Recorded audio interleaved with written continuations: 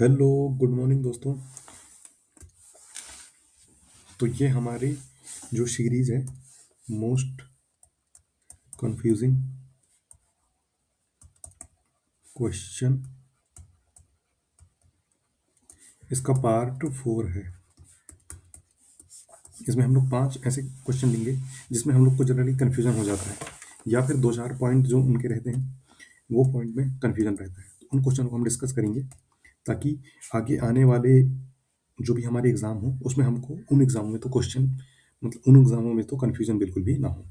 तो बिना देरी के आगे बढ़ते हैं और सबसे पहले क्वेश्चन डिस्कस करते हैं। तो हमारा सबसे पहला क्वेश्चन ये है,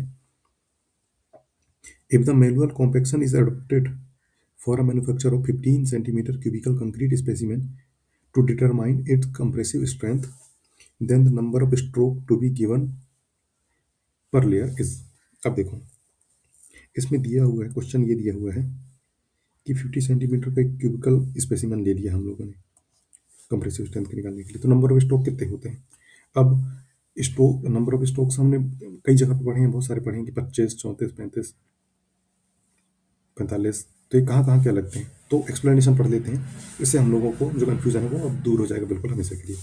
तो compressive strength test of concrete, the test specimen recommended are 115 to 115 to 150 mm cubes और cylinders of 150 mm diameter and 300 mm height, है ना। यानी टेस्ट स्पेसिमेन दो टाइप के हो सकते हैं, 150 बाई 150 बाई 150 के क्यूब हो सकते हैं, या फिर 150 बाई 300 के जो हमारा सिलेंडर हो सकता है। The mixed concrete is filled into moulds in layer of 50 mm and each layer is tempered with 35 times with bar 60 mm diameter and 600 meter long for 150 mm cube mentioned in the question। Question के हिसाब से तो ये हो गया answer, but जैसे कि अब 35 बस नहीं होता है, और भी होती हैं, तो वो हम देख लेते हैं। But if size of cube अगर 100 mm का हो जाता है साइज, तो 25 स्ट्रोक देना पड़ता है। तो ये देखो, 35 और 25 दोनों दिए हुए हैं ऑप्शन में। अगर हम कंसेप्ट पता है तो 35 मार देंगे, और लेकिन अगर हमको ऑप्शन नहीं पता तो हम तो 25 45 इसमें अटके रह जाएंगे ना। उसके बाद और ऑप्शन पढ़ लेते हैं जो इंपॉर्टेंट पॉइंट है। Test specimen should be stored at a temperature 27 plus minus 3 degree at 90% humidity for 24 plus minus 1 2 hours के लिए from the time of additional water. After this time specimen remove from mould and the splash water taken out just before the test. After 28 days or 7-day curing, the specimen is placed in a compaction testing machine which applies gradual load 14 MPa per minute. The average of three values taken as the compressive strength of concrete provided individual variation not more than plus minus 50% of the average 7-day compressive strength, 2/3 of 28 days compressive strength। और cube strength कितना होता है? 1.25 time of cylinder से। अब देखो important point इसके लिख लेते हैं अपन। सबसे पहला तो ये है कि 150 इंटू 150 इंटू 150 का होगा तो कितने स्ट्रोक मारने हैं? 35। और 100 का होगा तो कितने मारने हैं? 25। ये तो हो गया ये यहाँ पे। उसके बाद जो लोड अप्लाई करेंगे, कितने अप्लाई करते हैं? 14 एम्पियर का लोड अप्लाई करते हैं। और 3 स्पेसिमेन लेंगे, जैसे कि 150 बाई 150 का हम सैंपल ले रहे हैं तो 3 सैंपल लेंगे और उसका एवरेज निकालेंगे। 1 प्लस 2 प्लस 3/3 इस तरीके से एवरेज निकालेंगे कंप्रेसिव स्ट्रेंथ। और 1 इंडिविजुअल का ये प्लस माइनस 15% इंडिविजुअल का ले लेंगे। तो ये बोला है इन्होंने, ये चीज़ में लिखी हुई है। तो कंफ्यूजिंग पॉइंट हमारे लगभग लगभग दूर हो गए हैं। अब आ जाते हैं नेक्स्ट क्वेश्चन पे। तो नेक्स्ट क्वेश्चन ये है, the maximum water cement ratio for plain cement concrete and reinforced cement concrete under severe exposure condition distance respectively. Consider the aggregate are normally weight with 20 mm nominal maximum size। अब question को देख लेते हैं। Maximum water cement ratio of severe exposure condition in concrete construction, the water cement ratio is circular, determining the strength durability of concrete under severe exposure condition. It is especially important to adhere recommended water cement ratio, ensure the longevity performance of the concrete structure. तो ये वो तो definition अपने काम का नहीं है, काम का ये चीज ये है। तो for plain cement concrete under severe exposure condition the maximum water cement ratio 0.50। This ensures adequate strength and durability while minimizing the risk of permeability and deterioration due to as environmental factor। तो plane cement concrete में हम कितना लेंगे? 0.50 लेंगे। उसके बाद for reinforced cement concrete severe exposure condition the maximum water cement ratio 0.45। This lower ratio is necessary to ensure higher strength, enhanced durability, as reinforcement bar with concrete can be susceptible to corrosion and concrete is too permeable। तो हम लोग को ध्यान रखना है। मैंने ये question इसलिए लिया क्योंकि कई बार पूछ लेता है कि मिनिमम वाटर सीमेंट रेशियो कितना लें। तो पीसीसी और आरसीसी दोनों हमको पता होना चाहिए, नहीं तो बड़ा कन्फ्यूजन हो जाता है। तो पीसीसी के लिए सीवियर कंडीशन में हम लोग लेंगे 0.50 और आरसीसी के लिए हम लोग लेंगे 0.45। तो ये दोनों ऑप्शन हमारे हो जाएंगे। उसके बाद आते हैं नेक्स्ट क्वेश्चन पे। If a device consist of one inlet and one outlet and other volume flow rate at the inlet and the outlet are equal, then the flow through device है।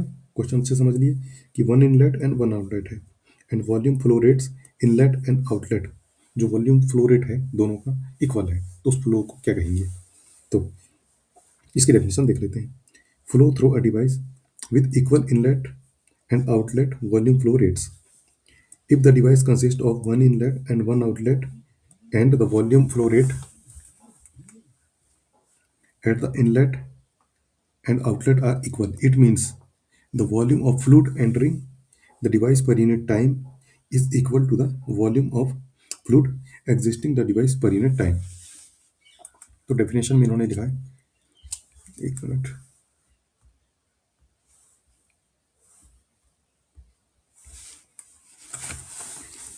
A device consists of one inlet and one outlet and the volume of flow rate the inlet and outlet are equal, it means the volume of fluid entering device per unit time is equal। Volume बराबर होगा to the volume of fluid existing device per unit time। तो वही चीज हमें बता रहा है। This equally volume flow rates indicates the balance in the flow, but it does not necessarily provide the information about the nature of flow। तो ये बता रहा है कि फ्लो बैलेंस में है, लेकिन ये नहीं बता रहा है कि स्टेडी है, यूनिफॉर्म है कि लेमिनार है। ये चीजें बता नहीं रहा है। तो स्टेटमेंट देख लेते हैं। स्टेडी फ्लो किसको बोलेंगे, यूनिफॉर्म, लेमिनार, ये सारी चीजें देख लेते हैं। Steady flow means that flow that the flow parameters velocity pressure at any given point do not change with time. कोई भी एक पॉइंट पे अगर इसके पैरामीटर वेलोसिटी प्रेशर वगैरह अगर चेंज नहीं हो रहे तो ये होता है steady flow. Equal volume flow rates at the inlet at outlet do not necessary. Equal flow rate की कोई जरूरत नहीं होता है। That flow parameters are constant with time. तो ये वाला फॉल्स हो जाएगा, स्टेडी तो नहीं होगा। उसके बाद uniform flow. Uniform flow means that the flow parameters that are same at every point in a flow field. यानी कि जो फ्लो पैरामीटर है, अगर यहाँ भी हम देखेंगे तो वही रहेगा और आगे भी देखेंगे तो वही रहेगा, पर टाइम सेम होना चाहिए। जैसे कि 9:30 पे यहाँ पे देखा और 9:30 पे यहाँ पे देखा, तो सेम रहेंगे दोनों में। ये बोल रहा है equal volume flow rates inlet and outlet do not imply uniform flow across the entire flow fleet. तो जो इक्वल वॉल्यूम है इससे इसमें कोई इफेक्ट नहीं पड़ता है, तो ये डेफिनेशन भी इसकी फेल हो गई, ये भी गलत हो गया। उसके बाद laminar flow. Laminar flow is characterize by smooth orderly fluid motion typically occurring at low Reynolds numbers। This condition, equal volume rate, does not provide information about the Reynolds number and the nature of flow। तो Reynold number के बारे में बता नहीं रहा है, nature of flow बता नहीं रहा है, तो ये लेमिनार भी नहीं हुआ। अब स्टेडी और अनस्टेडी फ्लो। तो unsteady flow means that flow parameter change with time. अगर फ्लो पैरामीटर जैसे यहाँ पे कुछ अलग हैं, यहाँ कुछ अलग हैं टाइम के हिसाब से उसी पॉइंट पे, तो वो हो जाएगा हमारा unsteady. Even if the volume of flow rates are equal the flow could be unsteady with varying velocity and pressure over the time. अब कह रहा है कि अगर वॉल्यूम फ्लो रेट इक्वल है, volume flow rate equal, the flow could be still unsteady with varying velocity and pressure over the time. तो the flow is not necessary to study, ये study नहीं होगा, ये अनस्टडी होगा। तो यही चीज़ हम बता रहे हैं। तो ये हमारा ऑप्शन सही हो जाएगा। इसके बाद बात करते हैं नेक्स्ट क्वेश्चन की। तो कंसीडर द फॉलोइंग स्टेटमेंट। क्या क्या स्टेटमेंट है?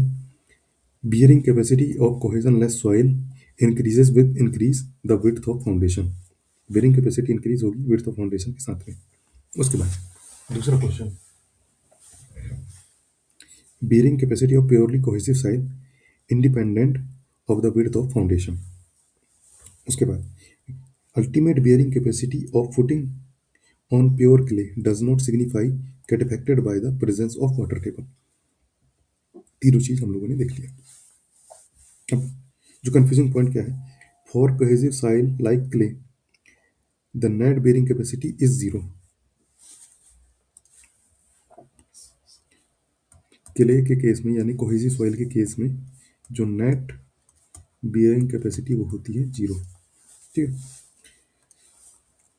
As the value of N Q one and term N Q minus one become zero, तो ये जीरो हो जाता है, ये बताया है। But in question asking about the bearing capacity which means ultimate bearing capacity non net bearing capacity, so statement third was false।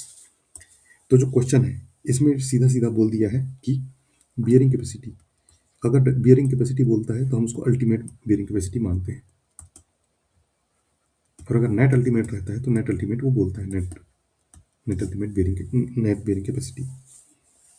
तो क्या बोल रहा है, ultimate bearing capacity of footing pure clay does not significantly get affected in the presence of water table। ये बोल रहा है, जबकि ये वाटर टेबल से अफेक्टेड होता है, इसलिए इसको हम लोग कर देंगे गलत, ये स्टेटमेंट हो जाएगा हमारा रॉन्ग। अब ये वही चीज़ बता रहे हैं कि effect of width on water table in bearing capacity. तो केस वन में क्या होता है, फॉर कोहेजन लेस, जैसे कि इन्होंने बोला है कोहेजन लेस सॉइल के बारे में। तो कोहेजन लेस सॉइल, तो ultimate bearing capacity cohesionless soil is given by, तो gamma D F N Q और 0.5 बी गामा एन गामा। तो ये क्या बोल रहे हैं, bearing capacity of cohesionless soil increases with increase the width of foundation. तो विड्थ ऑफ फाउंडेशन इसमें दिया हुआ है, ये जो बी है, तो ये जैसे बढ़ेगी बियरिंग कैपेसिटी बढ़ेगी, तो ये स्टेटमेंट सही हो गया। उसके बाद bearing capacity of purely cohesive soil, तो प्योरली कोहेसिव सॉइल है, तो प्योरली कोहेसिव सॉइल के लिए ये होता है independent of width of foundation. तो प्योरली कोहेसिव सॉइल में सी जीरो होता है, क्यू यू में।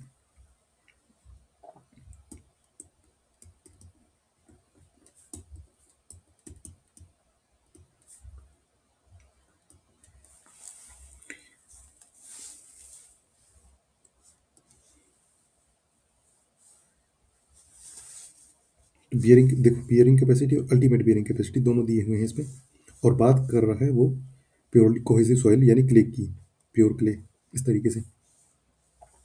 अब bearing capacity of purely cohesive soil independent of width of foundation, तो वही चीज ये बता रहे हैं कि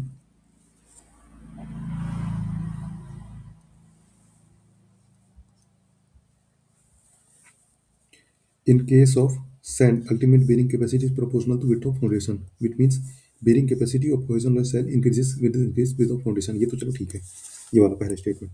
लेकिन bearing capacity of cohesive soil, जो कोहेसिव सॉइल की बेयरिंग कैपेसिटी है वो होती है जीरो, तो ये इसमें विड्थ ऑफ फाउंडेशन वगैरह पे तो डिपेंड वैसे भी नहीं करेगी ये, तो ये स्टेटमेंट हमारा यहीं से सही हो जाता है। तो ये इसको हमको ध्यान रखना है कि बेयरिंग कैपेसिटी और अल्टीमेट बेयरिंग कैपेसिटी दोनों अलग अलग चीज़ है, क्योंकि जो अल्टीमेट बियरिंग कैपेसिटी है वो इफेक्टेड होती है पानी से, और जो बियरिंग कैपेसिटी है वो इफेक्टेड नहीं होती है। बस यही चीज़ ये बताना चाह रहे हैं। इसके बाद आते हैं नेक्स्ट क्वेश्चन पे। तो नेक्स्ट क्वेश्चन ये है हमारा, identify the incorrect statement with respect to concrete stress block compression of singly reinforced cement concrete section.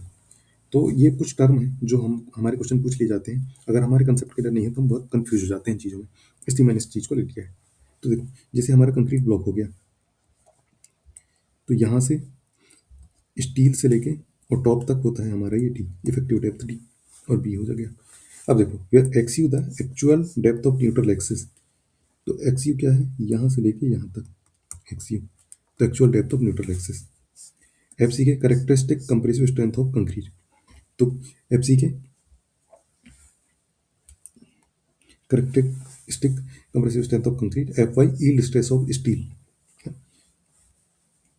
उसके बाद जो टर्म हमको याद रखने हैं, the depth of centre of compression force from the extreme top fibre in compression is, तो यहाँ top से लेके ये सेंटर तक, सेंटर ऑफ कंप्रेसिव फोर्स तक, इसकी वैल्यू कितने लेते हैं, 0.42 एक्स यू लेते हैं, पहला स्टेटमेंट। उसके बाद the bending stress eight neutral axis of the section, यहाँ पे बेंडिंग स्ट्रेस क्या होता है हमारा, 0 होता है। तीसरा, the area of stress block is equal to, area of stress block, जो स्ट्रेस ब्लॉक वाला हमारा एरिया है, स्ट्रेस ब्लॉक वाला एरिया है हमारा, ये कितना होता है, 0.36 एफ सी के एक्स यू। उसके बाद the compressive strength of concrete for design purpose, concrete अगर कंप्रेसिव स्ट्रेंथ हम लोग लेते हैं डिज़ाइन के लिए, तो वो हम कितना लेते हैं, 0.67 एफ सी के। अब क्वेश्चन पे ये देखते हैं, the depth of centre of compression force from extreme to fibre, ये सही है। उसके बाद the bending stress at the neutral axis section 0, ये भी सही है। The area of stress block, ये भी सही है। The bending stress at extreme fibre, है ना, तो बेंडिंग स्ट्रेस नहीं है, ये कंप्रेसिव स्ट्रेंथ है, तो ये हो जाएगा हमारा गलत स्टेटमेंट। उसके बाद आ जाते हैं हम यहाँ पे हमारे लास्ट क्वेश्चन पे, तो ये है टू स्टेटमेंट दिए हुए हैं, इसमें हमको बताना है कौन सा ट्रू है कौन सा फॉल्स है। तो compression index is a meaningful parameter only for normally consolidated soil. उसके बाद higher the compression index value smaller resulting for vertical deformation in a clay soil. अब इनको हम लोग देख लेते हैं। तो कंप्रेशन इंडेक्स, तो according to code 8009 1976, the slope of linear portion of the pressure void ratio curve semilog flow, ये कर्व वगैरह के बारे में बता रहा है। तो इसका फार्मूला हमारा होता है सी सी बराबर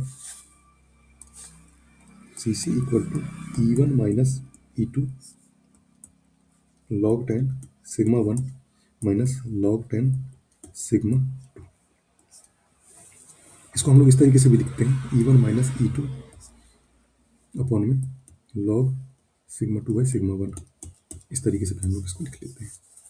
उसके बाद it should be noted that compression index is meaningful parameter only for normally consolidated soil, तो ये बोल रहा है कि पैरामीटर ओनली, ये बिल्कुल सही है। उसके बाद it's value however it is constant for given soil, it is not a function of effective stress, है ना। Higher the compression index value larger resulting vertical deformation in clay, इसमें क्या बोल रहा है कि smaller the resulting vertical deformation, तो smaller the resulting नहीं है, इसमें higher the compression index value, अगर कंप्रेशन इंडेक्स वैल्यू हायर हुई तो larger the resulting vertical deformation in clay, तो लार्जर वर्टिकल डिफॉर्मेशन होंगे, और इसमें बोला है स्मॉलर होंगे, तो ये गलत हो जाएगा, यानी स्टेटमेंट 2 दूसरा फॉल्स हो गया। तो इस तरीके से हमारे जो टॉप कंफ्यूजिंग 5 क्वेश्चन है ये हमारे खत्म हो जाते हैं। तो इस तरीके से आगे के पार्ट में हम लोग और 5 क्वेश्चन लेंगे जिसमें हम लोग थोड़ा कंफ्यूज होते हैं, और उसके पॉइंटों को हम लोग एक एक करके डिस्कस कर लेंगे। तो उससे क्या है कि एक हमारा जो कंफ्यूजिंग क्वेश्चनों में फंसने का चांस रहता है वो थोड़ा कम हो जाएगा। तो इस तरीके से हम लोग चीज़ों को डिस्कस करते जाएंगे तो चीज़ें हमारी क्लियर और कवर होते जाएंगी। तो जुड़े रहिए, चैनल को सब्सक्राइब जरूर करें, लाइक करें और शेयर जरूर करें। तो मिलते हैं नेक्स्ट अपडेट के साथ में। Okay, thank you.